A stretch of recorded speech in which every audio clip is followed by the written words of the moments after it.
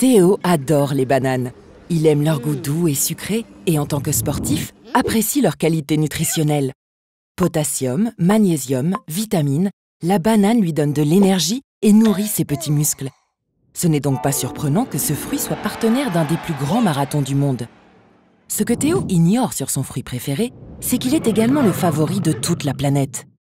La banane est le fruit le plus produit et consommé au monde, ce qui explique pourquoi cette drôle de virgule jaune est toujours présente sur les étalages. Théo est heureux. La pénurie de bananes n'est pas prête d'arriver. Il en est d'ailleurs convaincu car il l'a entendu hier au marché. Les bananes avec cette étiquette sont des bananes durables. Théo a raison, mais c'est un peu réducteur. Derrière ce petit timbre présent exclusivement sur les bananes de Guadeloupe et Martinique, se cache l'engagement de ces territoires pour une production de bananes respectueuse des hommes et de l'environnement. C'est le plan banane durable mis en place en 2008. Un plan prévoyant. Tout d'abord, la guerre aux pesticides. Les planteurs ont réussi à réduire de 75% leur utilisation, ce qui est nettement mieux que le chiffre attendu par le plan national Écophyto 2018.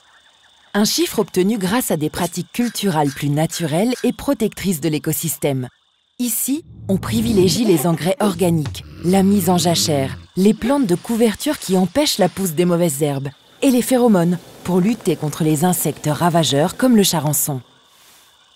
Ok, 75%, ce n'est pas 100%. Les planteurs utilisent encore parfois des produits phytosanitaires uniquement pour vaincre des champignons tenaces et dévastateurs et éviter de perdre leur récolte.